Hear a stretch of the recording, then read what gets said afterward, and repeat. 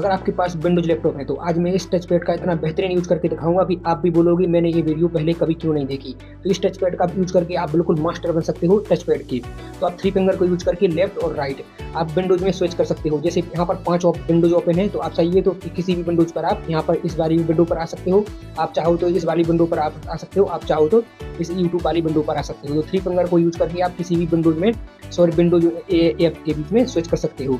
आप चाहो तो इन थ्री फिंगर का यूज़ करके फॉरवर्ड और बैकवर्ड भी जा सकते हो। जैसे मैं आपको बताता हूँ, यहाँ पर देखिएगा मैं इस वाली विंडोज पर आता हूँ। अगर मैं थ्री फिंगर से टैप करूँगा तो मैं backward then tap then backward. अगर मैं फोर फिंगर को यूज़ करके टैप करूँगा देन फॉरवर्ड, देखिएगा मैं फॉरवर्ड, फिर से देखिएगा फॉरवर्ड। तो थ्री फिंगर और फोर फिंगर को आप यूज़ करके बैकवर्ड और आप फॉरवर्ड जा सकते हो। इसी तरह से अगर आप किसी ऐप पर हो जैसे क्रोम या फिर यूट्यूब पर तो टू फिंगर को यूज़ करके भी आप फॉरवर्ड या बैकवर्ड जा सकते हो। देखिएगा मैं कैसे बता रहा हूँ।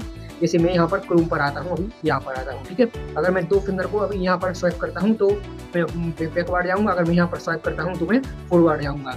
और थ्री फिंगर और फोर फिंगर वाला बैकवर्ड और फॉरवर्ड वो कहीं पर भी काम करता है, लेकिन ये टू फिंगर वाला फॉरवर्ड और बैकवर्ड सिर्फ और सिर्फ क्रोम पर या फिर किसी ऐप पर ही काम करता है।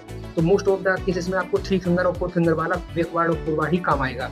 आप चाहो तो इन फोर फिंगर को अप और डाउन यूज करके आप वॉल्यूम को ज़्यादा या घटा बढ़ा सकते हो। जैसे आपने कभी देखा होगा कि आपको हर बार वॉल्यूम को डाउन या ज़्यादा करने की जरूरत पड़ती है, तो आपको मैनुअली यहाँ पर जाके आप वॉल्यूम को डाउन या स्लो या मतलब इंक्रीज करते हो, लेकिन आप सिर्फ फिंगर का यूज करके आप वॉल्यूम को कंट्रोल कर सकते हो। देखिएगा मैं डाउन करता हूँ तो वॉल्यूम घटता है, आपको यहाँ पर दिख रहा होगा, और अगर मैं इसको ऊपर करता हूँ तभी वॉल्यूम बढ़ता है। तो ये बहुत ही कन्वीनियंट है, क्योंकि आपको डेली लाइफ में ये बहुत ही ज़्यादा यूज़ करना पड़ता है। ये कभी कभी आपको वॉल्यूम को डाउन करना पड़ता है, कभी वॉल्यूम को ज़्यादा मतलब एक तरह से बढ़ाना पड़ता है। तो आप थ्री फिंगर और फोर फिंगर का यूज़ करके वॉल्यूम को घटाया बढ़ा सकते हो।